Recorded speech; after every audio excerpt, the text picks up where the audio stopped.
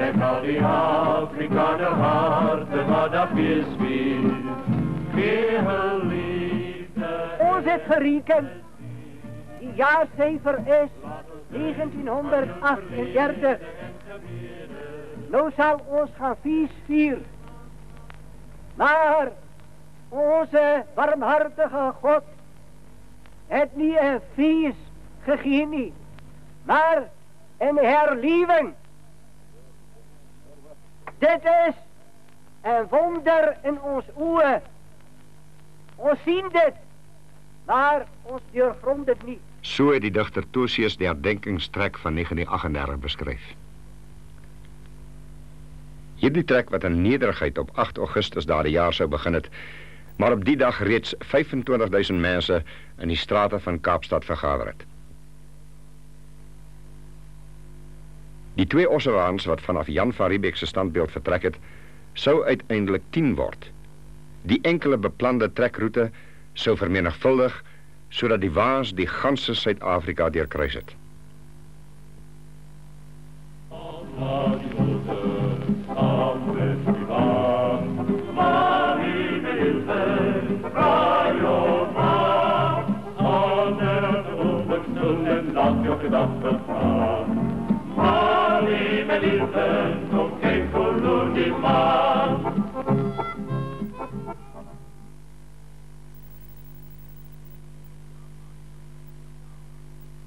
In 100 jaar na die groot trek het die Afrikaner volk bymekaar gekom om sy verlede te herdenk en so weer homself te vind.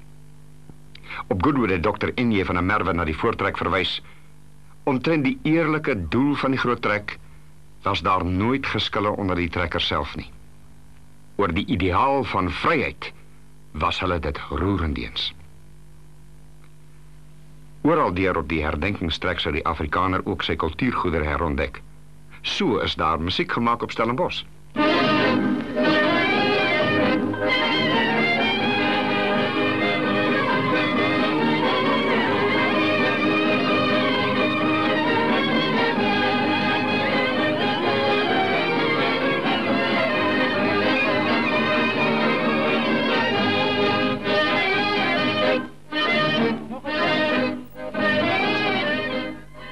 Soos die trek deur Suid-Kaapland gevorder het, so het die geesdrif toegeneem.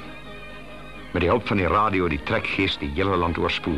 Na soveel jare van onderdrukking en broedertwis het dit weer tyd geword dat die boerevolk na vore kom, om weer as volk herkend te word.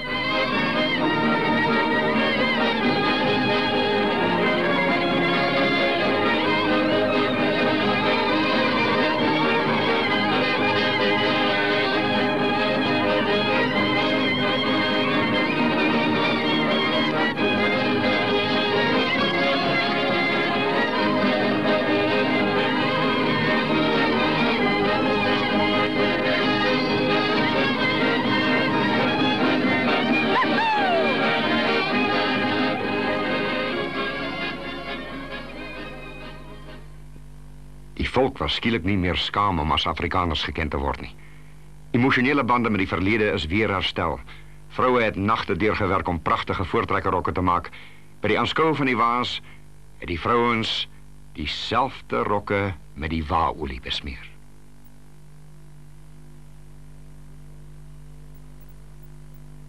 Op die groot trek is die kinders langs die Ossewaas sonder kerk gedoop. In 1938 het die volk uit eie wil hul kinders na die nederige waas gebring om gedoop te word. Talle jong paartjies het op die trekroete getrou. Op die wyse het die volk nie net sy verlede herdenk nie, maar het hy hom ook tot sy toekoms verbind. Want die gesonde gesin is die kern van elke lewenskragtige volk. Gedurig deur op die trekroete het die Afrikaner volk se afhanklikheid van die almagtige God ter sprake gekom. Spreker na spreker het oor hierdie verhouding gepraat. Die trekleier Henning Klopper het vroeg op die herdenkingstrek reeds gesê: Ons is 'n volk, is deur God geroep uit al die nasies van Europa om 'n volk te vorm. En daardie nasieskap is uit God geboren is van hom ontvang en dit kan alleen voortgezet worden, succesvol, in zijn naam en tot zijn eer. Die Afrikaner volk moet aan God verkleefd blijven of hij moet vergaan.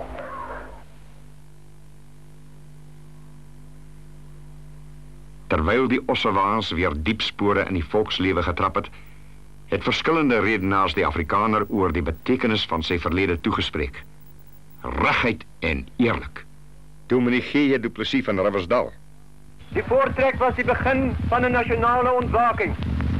Een betekenisvolle mijlpaal in die geschiedenis van een volk wat gereed was om die grootste stoffelijke opofferingen te maken ten einde sy ziel te behouden. Dominee G.D. Worst. Dit is een boodschap van een edele geslag van onwankelbare, alles durvende, geloofshelden en heldinnen. Mannen en vrouwen wat zover dapperheid, aanhou en uithou vermogens gaan, ongeëvenaard staan in die ganse geschiedenis van die wereld. Een geslag wat in een land van wemelende zwartes en blanke ras geblei het en wie zijn handelwijze altijd blank en oprecht was. Tini van Skoor. Ons wil vertrouw dat die klop van die Ossewa wielen die Afrikaner wakker gemaakt het om voor homself te denken en te zien waar die pad van Zuid-Afrika lei. En om te vinden, te zoeken waar hij om bevindt en welke richting hij gaat. Of hij koers houdt al dan